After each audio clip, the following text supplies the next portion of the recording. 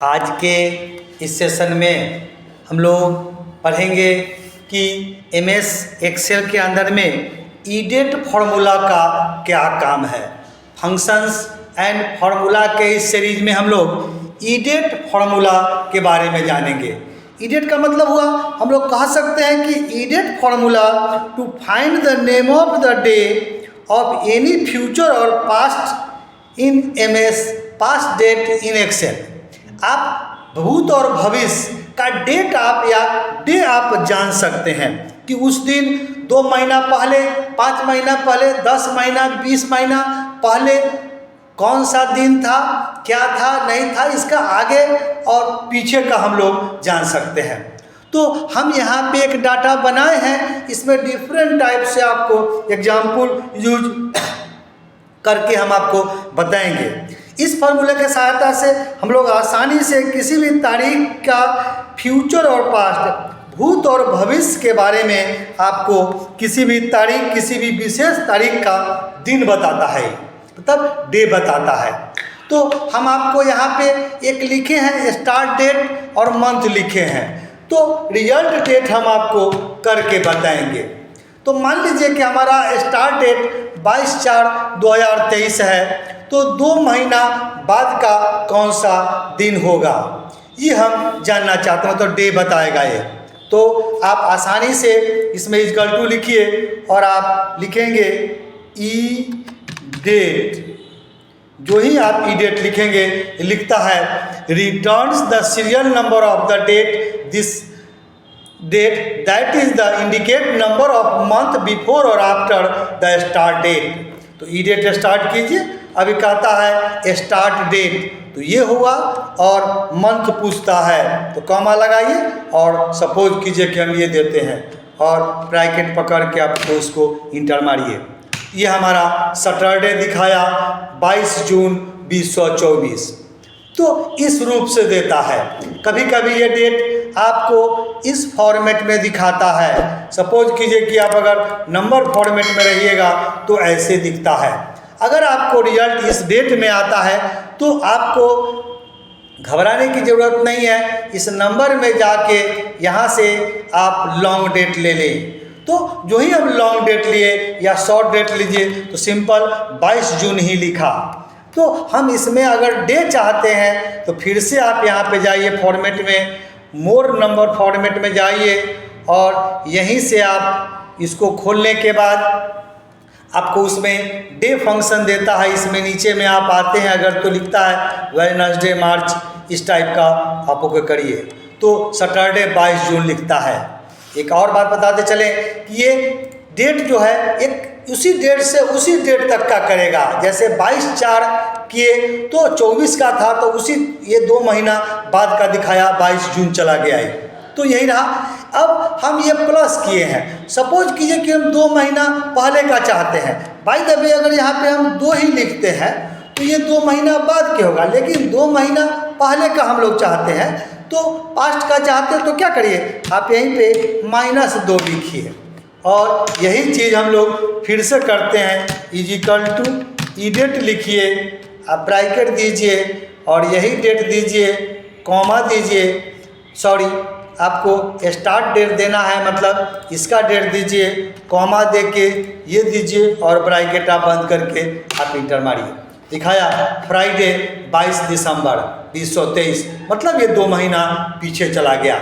तो अगर आपको आगे पीछे जानना, आगे जानना है तो प्लस ऑलरेडी है ही, और अगर पीछे का जानना है तो हम लोग माइनस करके दे के निकाल सकते हैं। या दूसरा कंसेप्ट है, आप डायरेक्ट निकाल सकते हैं। सपोज कीजिए कि हम लोग यहीं पे लिखते हैं ई डेट और यहीं ब्रैकेट दीजिए और स्टार्ट डेट हम लोग यहाँ पे लिखते हैं, कॉमा, और अपना मंथ से 5 मंथ बाद, 10 मंथ बाद, जो भी है 10 महीने के बाद क्या होगा आप यहाँ भी देख सकते हैं। वही बात देखिए, फिर यहाँ पे नंबर फॉर्मेट मोड में लिया, आप इसको इसमें डेट में जा कर के आप लॉन्ग डेट चूज कीजिए तो 22 फरवरी का दिखाया। अगर आप चाहते हैं कि इसमें डे भी सोच करें तो मोर नंबर फॉर्मेट में जाके आप यहाँ से मार्च वाला जो भी है सैटरडे फरवरी दिखाया। तो हम लोग डायरेक्ट भी चेक कर सकते हैं, स्टार्ट डेट आपको मालूम होनी चाहिए। तो इस तरह से निकाला। एक इसी का एक दूसरा एग्जाम्पल हम बताए हैं। सपोज कीजिए कि हम यहाँ रिटायरमेंट एज पता करना चाहते हैं। रिटायरमेंट एज पता करना चाहते हैं, कहने का मतलब क्या है कि अगर ये हमारा बर्थ डेट है तो हम 60 वर्ष बाद, कोई भी डेट ऑफ बर्थ जो होता है उससे 60 वर्ष तक ही नौकरी करता है। तो कुछ नाम लिखे हैं, यहाँ डेट ऑफ बर्थ लिखा हुआ है, हमको रिटायरमेंट डेट पता करना है कि ये 60 वर्ष बाद जब इसका पूरेगा तो किस डेट को कब ये रिटायर कर जाएगा। क्योंकि डेट ऑफ बर्थ के हिसाब से रिटायरमेंट होता है।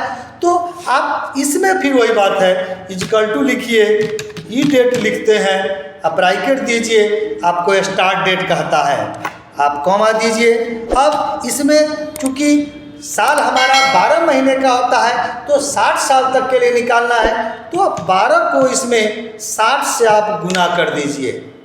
आप जो ही 12 को 60 से गुना करेंगे, ब्रैकेट दीजिए और आप इंटर मारिए। ये दिखाया थर्सडे 5 अप्रैल 2035 को आप रिटायरमेंट कर जाएंगे। तो ये भी आप जान सकते हैं, आप इसको पकड़ के खींच दे, डिफरेंट टाइप का जो भी डेट रहेगा उसके हिसाब से हमारा निकाल के दिया। अगर 1984 आपका डेट ऑफ बर्थ है 15/6 को, तो 15 जून 2044 को आप रिटायर कर जाएंगे। अगर आपका 1976 है 3/6 को, तो ये ट्यूजडे 3 जून आप 2036 को रिटायरमेंट कर जाएंगे। अगर इसके हिसाब से अगर इसमें कोई डेट चेंज वगैरह भी करते हैं, सपोज कीजिए कि हम लोग 04 इसमें 05 और हम लोग 2001 लिखते हैं, तो ये देखिए ये दिखाता है कि आप 61 में रिटायर कर जाएंगे 4 मई को। तो आपका मंथ डे तो रहता है, साल हिसाब से बदलता है। तो इस तरह से हम लोग रिटायरमेंट एज भी पता कर सकते हैं। फर्क यही है, ई डेट के साथ, स्टार्ट डेट के साथ 12 मंथ में, महीना में 60 से आपको गुना कर देना होगा, तो आपका रिटायरमेंट एज 60 वर्ष का होगा या किस साल में आप रिटायरमेंट करेंगे ये पता चल जाएगा। इसी सेंस में एक और एग्जाम्पल हम बताए हैं। यहाँ पे देखिए, यहाँ पे हमारा ये लिखा हुआ है मैन्युफैक्चरिंग डेट और यहाँ एक्सपायरी डेट है। तो ये हमारा मैन्युफैक्चर है। अब ये 24-20 मंथ बाद, 10 मंथ बाद, 12 मंथ बाद, 6 मंथ बाद मेरा कब एक्सपायर करेगा ये, तो ये हम जानना चाहते हैं। तो फिर वही बात है, आप इसमें लिखिए और यहीं पे लिखेंगे ई डेट, फिर फॉर्मूला दीजिए और मैन्युफैक्चरिंग डेट कॉमा आप एक्सपायरी मंथ लिखिए और ब्रैकेट दे के आप इंटर मारिए। ये देखिए एक निकल गया और आप इसको पकड़ के आप इसको यहाँ से खींच दीजिए। तो ये यहाँ सारा दिखाया। अगर आपका 4/2/2023 को मैन्युफैक्चरिंग हुआ, 10 महीने के बाद थर्सडे 24 दिसंबर को 2023 को ये आपका एक्सपायर कर जाएगा। इस तरह से 12 महीने, 6 महीने जो भी आपका मैन्युफैक्चरिंग डेट है उसके हिसाब से एक्सपायरी डेट का डेट डाल के एक्सपायरी डेट हम लोग पता कर सकते हैं। तो इस तरह से हम लोग ई डेट के सहायता से किसी विशेष तारीख का दिन जान सकते हैं। ये रहता है। ई डेट के साथ एक और बात है कि आप जिस डेट को बनाए हैं उसी डेट का एक्सपायर भी दिखाएगा। जैसे 24/4 को बताए तो ये 24 ही रहा और महीना आपका जो हुआ उसके हिसाब से आपका 20 महीने बाद के दिसंबर के हिसाब से आपको 225 में बताता है। तो इस तरह से हम लोग जाने कि एमएस एक्सेल के अंदर में ई डेट फॉर्मूला का यूज कैसे करेंगे, जिसमें फ्यूचर और पास्ट डेट हम लोग कैसे पता करेंगे। तो आप इसका रिटायरमेंट एज भी निकाल के देख सकते हैं और डिफरेंट टाइप को आपको जैसा एग्जाम्पल मिले, जिस टाइप का अगर आपको ऐसा कुछ लगता है मैन्युफैक्चरिंग डेट और एक्सपायरी मंथ के बीच में हम लोग को गैप कब होगा, कैसा होगा, इस टाइप का वर्क करना है तो हम लोग ई डेट फॉर्मूला का यूज करके देख सकते हैं। तो आज के सेशन में इतना ही रहा कि एमएस एक्सेल के अंदर में ई डेट फॉर्मूला का हम लोग यूज कैसे करते हैं। और अगर हम लोग इसको दूसरे तरीका से भी जानना चाहते हैं, सपोज कीजिए, तो आप यहाँ पे कर्सर रखिए। अब हम लोग इसको इंसर्ट के अंदर में, ये फॉर्मूला के अंदर में इंसर्ट फंक्शन से भी आप जान सकते हैं। इसको आप खोलिए और इसको खोलने के बाद आपको उसमें देता है, ये देखिए, इसी में हम लोग लिखेंगे ई डेट और इसको गो करिए और गो करने के बाद इसको आप ओके करिए। जो ही किए तो ये देखिए हमारा स्टार्ट डेट पूछा।